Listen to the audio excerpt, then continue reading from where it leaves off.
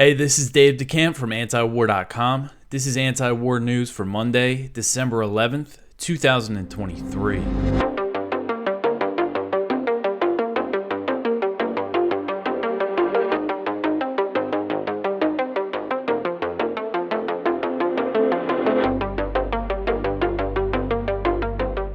The first story at the top of antiwar.com today. Netanyahu thanks the U.S. for vetoing a Gaza ceasefire resolution at the UN. So on Friday night, the UN Security Council met and voted on a resolution for a ceasefire in Gaza, a real ceasefire, and 13 out of the 15 members voted in favor of it. One member, the UK, abstained from voting, and only one member voted against the ceasefire in Gaza, and that was the U.S.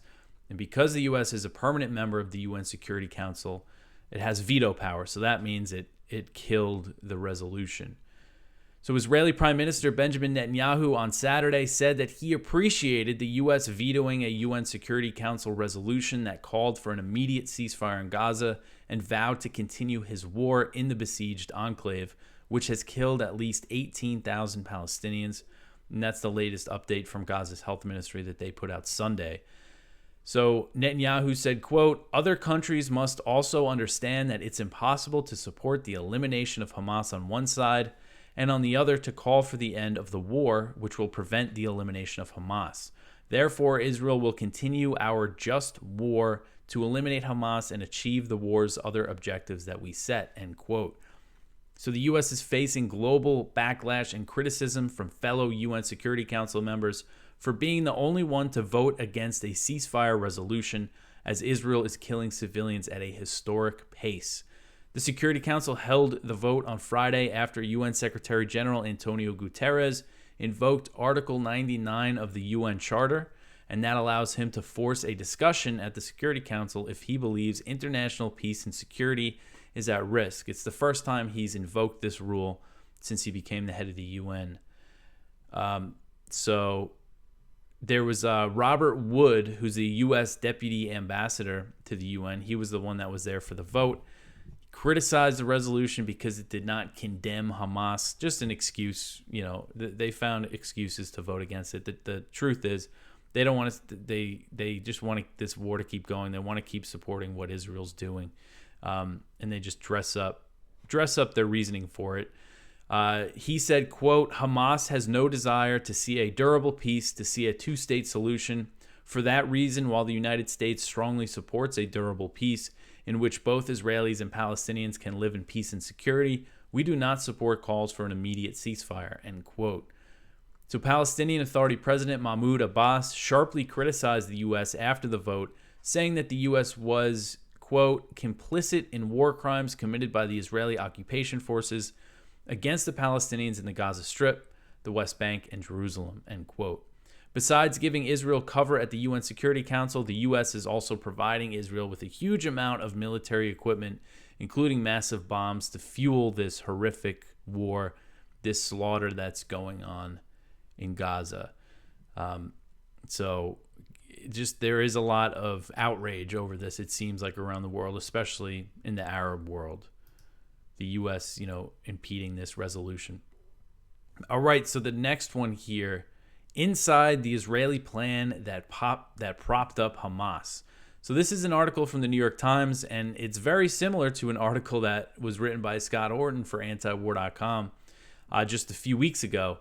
It's about how Netanyahu's strategy of propping up Hamas to prevent the creation of a Palestinian state. Prime Minister Benjamin Netanyahu gambled that a strong Hamas, but not too strong, would keep the peace and reduce pressure for a Palestinian state. So this is the report here I'm just going to read from.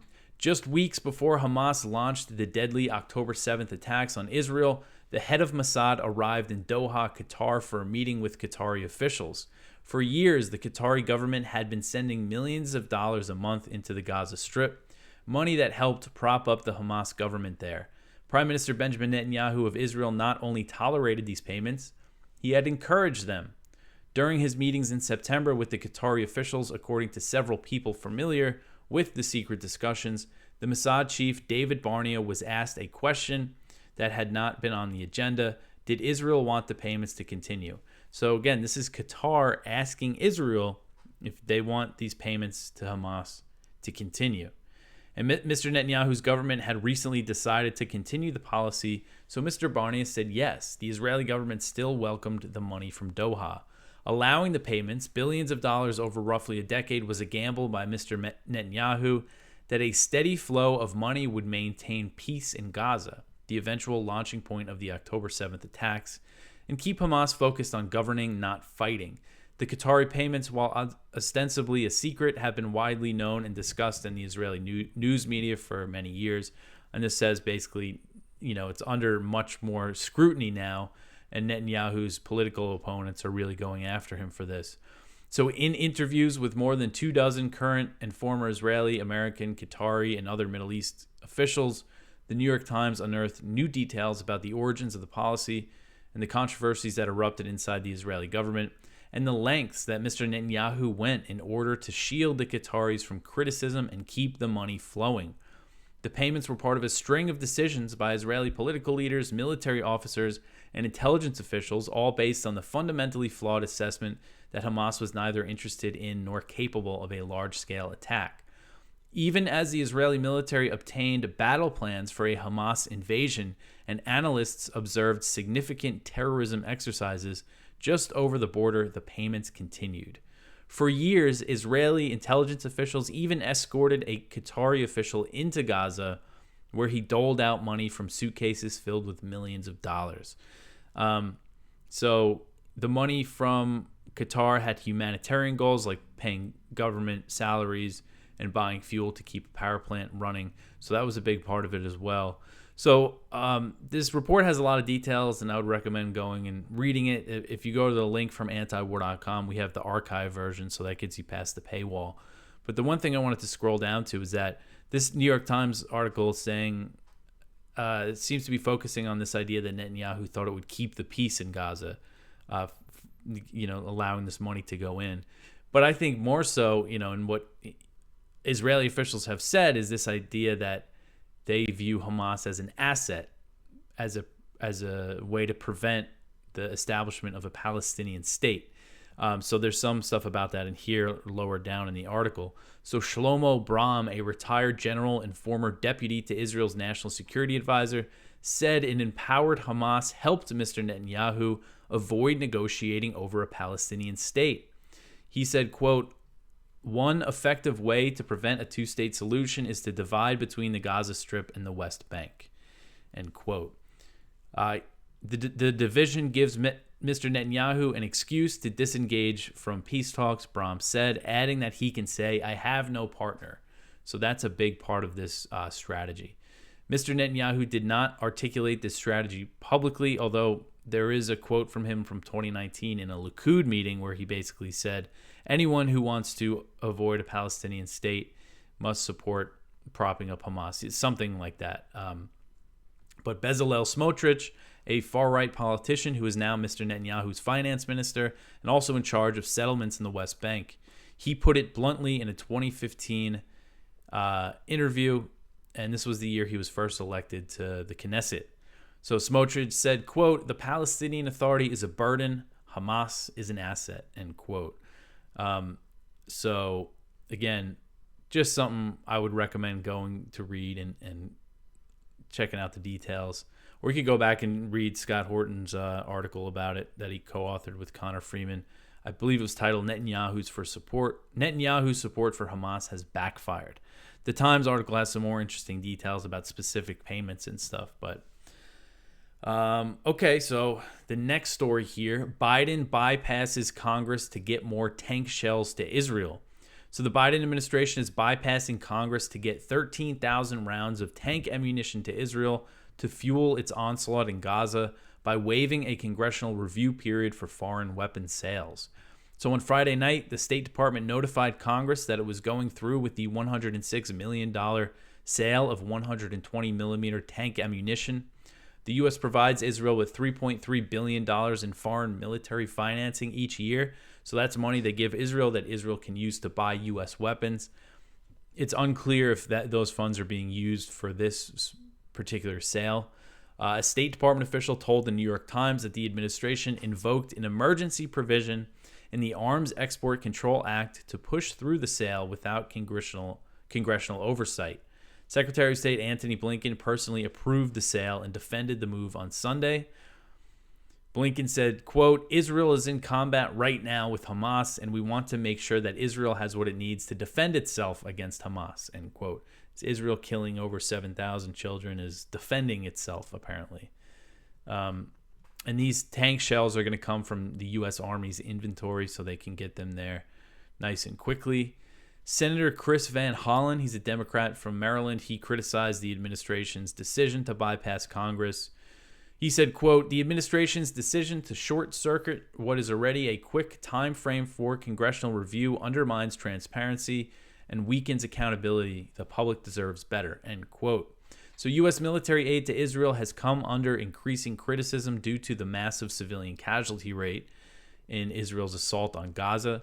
The news of the administration bypassing Congress to get more arms into Israel's hands came after the U.S. vetoed that Security Council resolution. So on one day, they veto the resolution and they bypass Congress to get more ammunition into Israel's hands. So there's a quote here from Josh Paul. He's a former State Department official who resigned over President Biden's support for what Israel's doing in Gaza. He said, quote, the combination of the United States' veto of a ceasefire resolution in the UN and this expedited provision of lethal arms to Israel should cause some serious consideration of whether the Secretary's repeated assertions that the U.S. seeks to minimize civilian casualties in Israel's operation in Gaza are sincere, end quote. I would say it's very clear that they're not sincere, considering how strongly they're backing Israel in this. And Blinken's also urging Congress to pass that $111 billion bill that includes another $14 billion for Israel. All right, I want to mention now that it is our fundraiser at antiwar.com, which we started last week. If you like this show, it cannot be done without our readers supporting antiwar.com. That's how we get by. Entirely reader funded, now listener funded with this show. So you go to antiwar.com/donate, and if you can see the different ways that you could support us: credit card, PayPal, crypto. We take all sorts of stuff like that. There's also a phone number you could call, and you could talk to Angela. She's very good about being available for donors to call. So that's an option as well. So again, antiwar.com/donate. Please help us keep this thing going strongly so we could finish the fundraiser and focus on our work of bringing you all this coverage. And our work has been pretty crazy for us lately, and the money goes to just keeping the website going. It's spent very efficiently. All right, so the next story here, Palestinians forced into a safe zone face nightmare situation. So this article is from Kyle Anzalone at the Libertarian Institute. A region in Gaza deemed a safe zone by Israel amounts to a tent city lacking of aid, medical facilities, running water, or bathrooms. UN officials say the Israeli destruction of the besieged value has society on the verge of collapse. The Associated Press reported one of the safe zones is Muwasi. So just a really horrible situation for these people. There's no services, no schools. Obviously, kids aren't going to school in Gaza, no health services. There's just nothing. And these are supposedly the safe zones where people could just, are hungry and there's disease spreading and, people could really start dying at a pretty big scale of just the disease and hunger caused by all this displacement and just a lack of resources with the Israeli siege and everything. And the UN is basically saying that the relief effort is basically impossible now with Israel really stepping things up in the south. And actually, if you look at our picture story for today, the WFP, the World Food Program, says that people are starting to starve in Gaza and everything is just collapsing. Their operations are collapsing. And there's a chart in here based on the World Food Program's numbers that says they split it up between the north and the south, just the situation. The Palestinians left in the south. It's really dire there. 97% of households with inadequate food consumption. 95% are adopting extreme strategies to deal with food shortages. 48% are suffering from severe hunger. In the south, 38% are suffering from severe hunger, and then 83% inadequate food consumption. So just a really horrific situation for the people on the ground. All right, so the next one here. Israel says that it is ready to act against the Houthis. So Israeli National Security Advisor, I always butcher his name and mean to look up how to pronounce it, so I'm probably going to butcher it again. Satsi Hanegbi, and that's Netanyahu's National Security Advisor. He said on Saturday that Israel was ready to act against the Houthis in Yemen if the U.S. and its allies do not. He said, quote, Israel is giving the world some time to organize in order to prevent this, but if there isn't going to be a global arrangement because it is a global issue, we will act in order to remove this naval siege, end quote. So the Houthis have been targeting Israeli-linked commercial vessels and firing missiles and drones at Israel in response to the Israeli onslaught in Gaza. Hanegbi's comments came after reports that said the Biden administration told Israel to leave it to the U.S. to take care of the Houthis. U.S. officials have told Politico that the Biden administration is not planning to strike the Houthis, at least for now. The U.S. has backed a Saudi-led coalition in a war against the Houthis since 2015, although a ceasefire has held relatively well since April 2022. Any U.S. attacks on the Houthis could threaten that truce, and that's something apparently the Saudis have conveyed to the U.S. They don't want the U.S. bombing Yemen. For the time being, the U.S. is looking to form an international naval task force to get its allies to help protect commercial shipping in the Red Sea. The Houthis have shown no sign of backing down. They're warning that they will target any ships that are bound for Israel. And on Sunday, the French military said that a French frigate shot down 2 drones in the Red Sea that were fired from Yemen. So the French are getting in on the action now. And the situation in Yemen in the Red Sea is just one area where Israel's assault on Gaza is spilling out into the region. Israel and Hezbollah have traded fire across the Israeli-Lebanon border, and Israeli officials are now threatening war in Lebanon if Hezbollah does not move back from its border. The Israeli defense minister did it last week, and now Hanegbi is making similar comments, basically saying Hezbollah, they don't want them on the border. They want to push them back. And if they can't find a diplomatic agreement, then the military is going to have to act. And Netanyahu has threatened major destruction in Beirut if the situation with Hezbollah escalates into a full-blown war. So he said this a few days ago, quote, if Hezbollah decides to open an all-out war, then with its own hands it will turn Beirut and southern Lebanon, which are not far from here, into Gaza and Khan Yunis, end quote, saying they'll reduce Beirut, the capital of Lebanon, to rubble. So Axios reported last month that some U.S. officials were concerned that Israel might purposely provoke Hezbollah as a pretext to launch a wider war in Lebanon. So the U.S. is worried that not so much about Hezbollah, they're more worried about Israel taking things to that next level. All right, so the next one here, another area where things are escalating. The U.S. Embassy in Baghdad comes under mortar fire. So the U.S. Embassy in Baghdad came under mortar fire on Friday as U.S. assets in Iraq and Syria continue to be targeted over U.S. support for Israel's onslaught in Gaza. According to Reuters, 7 mortar rounds landed in the sprawling embassy. U.S. officials said there was minor damage, but no casualties. This incident was the first time that the embassy, which is located in Baghdad's Green Zone, which is a big, highly secure area where there's lots of other embassies and stuff. But this is the first time this facility came under attack since October 7th. On the same day, there were at least 5 other attacks on U.S. bases in Iraq and Syria. 3 targeted U.S. forces in Syria, and 2 hit the Ain al-Assad air base in western Iraq. The Islamic Resistance of Iraq, which is an umbrella group of Iraqi Shia militias, they actually claimed a total of 11 attacks on U.S. forces on Friday, but not all of them were confirmed. So there have been more than 80 attacks on U.S. forces now in the 2 countries since these attacks started on October 17th. The Hamas attack was on October 7th, but these attacks started on October 17th. And the U.S. has launched several rounds of airstrikes against Shia militias. So Kateb Hezbollah, which is one of the Shia militias, they said on Saturday that U.S. troops in Iraq would continue to be targeted until they leave the country. One of their spokesmen said, quote, "Our jihadist operations against the American occupation will continue until the last of its soldiers are removed from the land of Iraq," end quote. Again, I mean, I feel like I say this every time I talk about this, but it does seem like it's only a matter of time before an American is killed in one of these attacks. And then things could really escalate.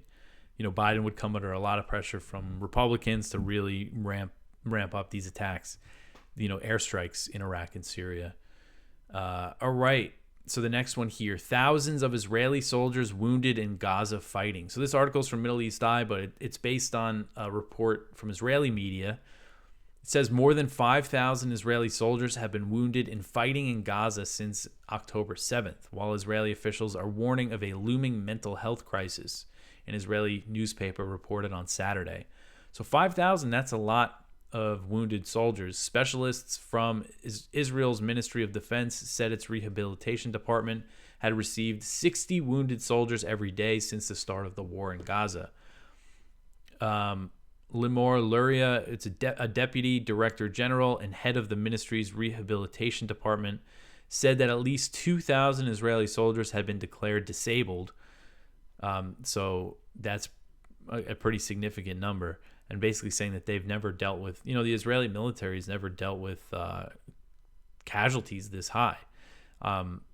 This is pretty significant. And then the death toll, let me just find it here. It's a few hundred. At least 420 Israeli soldiers have been killed since October 7th, according to the military.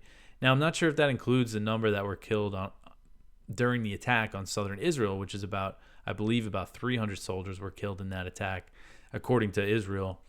But still, the 5,000 wounded definitely gives you a good idea of how many of the Israeli casualties.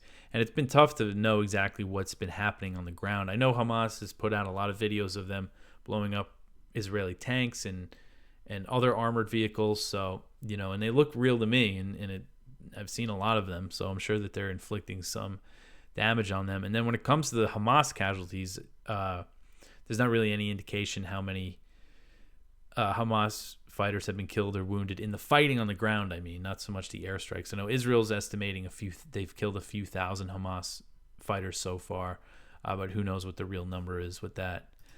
All right, so the next one here, Zelensky to visit Washington to push for more Ukraine aid. So moving out of the Gaza stuff, Ukrainian President Volodymyr Zelensky will visit Washington this week to push for more aid as Congress is still negotiating a massive spending package that includes over $60 billion for Ukraine. I almost said Israel. On Tuesday, Zelensky will meet with President Biden on the White House, and he will hold talks with House Speaker Mike Johnson. He was also invited by Senate Majority Leader Chuck Schumer and Minority Leader Mitch McConnell to speak at an all-senators meeting. So he's going to make his pitch to the Republicans. Last week, Senate Republicans blocked a $111 billion spending bill that includes military aid for Ukraine, Israel, and Taiwan over an impasse with Democrats over border issues. Senator Bernie Sanders also voted against the bill. The $111 billion spending package also includes funds for border security, but Republicans want changes to asylum laws to make it more difficult for migrants to enter the country. A source told Reuters that the Biden administration was open to the idea of immigration restrictions to get the bill passed. So while there is some GOP opposition to spending more on the proxy war in Ukraine, Republican leadership, including the new House Speaker, Mike Johnson, and Mitch McConnell, the leader over in the Senate, they've both expressed support for passing the new funding. Johnson said that he was confident the House would authorize more aid for Ukraine before the holidays, although he later said that it's dependent upon the changes to the border laws. So it sounds like, you know, and I saw some stories about saying that other, what they call like far-right members of Congress are pressuring Johnson on the border security to, I don't like that term far-right, because it could mean so many different things, but you know, the people in Congress, in the House that, you know, were involved in ousting McCarthy. I forget the committee, not the committee, the caucus that they're in, maybe the Freedom Caucus, but they're more hardline on the border issues and stuff. So anyway, they're pressuring Johnson and saying, no Ukraine funding without a border deal. So it sounds like they're willing to vote for the Ukraine funding if they get what they want on the border. So it seems like this is going to pass. It's just only a matter of time.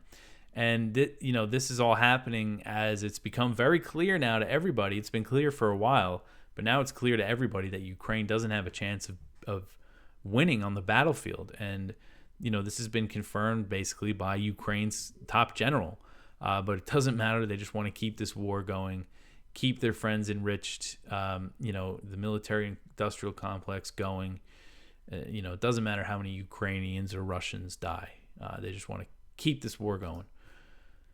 All right, so the last one here. China and the Philippines trade accusations over a collision in the South China Sea. So Chinese and Philippine vessels collided near a disputed reef in the South China Sea as tensions in the waters continue to rise. Beijing and Manila traded blame for the incident, which took place near Second Thomas Shoal, where Chinese and Philippine vessels have frequent intense encounters. The incidents typically occur when the Philippines attempts to resupply the BRP Sierra Madre, which is a World War II era ship. Manila grounded on the reef in 1999 to assert its claims. In the incident on Sunday, the Philippines accused the Chinese Coast Guard of firing water cannons and intentionally ramming resupply vessels. For their part, China claimed the Philippine vessels were responsible for the crash. The Chinese Coast Guard said in a statement, quote, "The Philippines' vessel Uniza May 1 ignored multiple serious warnings and infringed the international regulations for preventing collisions at sea by taking a sudden turn in an unprofessional and dangerous way," end quote.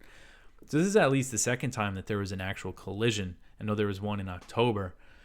These encounters seem to happen almost once a week now. And this collision near Second Thomas Shoal happened a day after a similar encounter between Chinese and Philippine vessels near Scarborough Shoal, which is another disputed reef, not that far. So, these things keep happening. There wasn't a collision there, but, these boats get very close. And the frequency of these encounters has really skyrocketed in the past year. And it's come after Ferdinand Marcos Jr., the Philippine president who came in office last year. He came in basically taking a harder line against China's claims to the South China Sea, much harder of a line than his predecessor, Rodrigo Duterte. And he's increased military ties with the U.S. He's allowing more U.S. bases. The U.S. military is increasing its presence in the South China Sea, but that's not doing anything to deter China. China's not going to back down because the U.S. is there. If anything, that's going to make them more likely to be more aggressive. And this is an area to really keep an eye on because the U.S.-Philippine Mutual Defense Treaty applies to attacks on Philippine vessels in the South China Sea. The U.S. always says that when these incidents happen, and that means the U.S. is committing to intervening if this maritime dispute turns hot. So this is a potential flashpoint for war between the U.S. and China, where all this stuff is going on, and most people are not noticing it now with everything else that's happening, but it's a very contentious area, and things could spiral out of control really quickly. All right, so that is it for the news for today. Please go check out our viewpoints. We have one from Ted Snyder. Gaza and Ukraine, how the U.S. risks losing the global south. One from Trenton Hale. Yes, there are innocent Palestinians. One from William Van Wagenen. Israel's 43-minute Hamas atrocity video exposed. One from Kim Robinson. Give peace a chance. And our spotlight is from Robert A. Pape. Israel's failed bombing campaign in Gaza. That's that article at Foreign Affairs I think I mentioned in the last episode that says this idea that their strategy is to bomb civilian centers, purposely target civilians so then the civilians put pressure on Hamas. That has never worked in the history of air wars. The civilians being bombed have never turned on the people, the ruling authorities. So it's a pretty, again, we're seeing this in the mainstream media, criticism of Israel's bombing campaign because just on the face of it, it's just so brutal. We haven't seen a bombing campaign like this since World War II, which really says a lot. But go check all that out. And again, help us out with our fundraiser, antiwar.com/donate for that. Any help is appreciated. You could also help this show and help antiwar.com just by telling your friends, spreading the word about us. But that's it for me for today. I hope everybody had a good weekend. I'll be back tomorrow. Thanks for listening.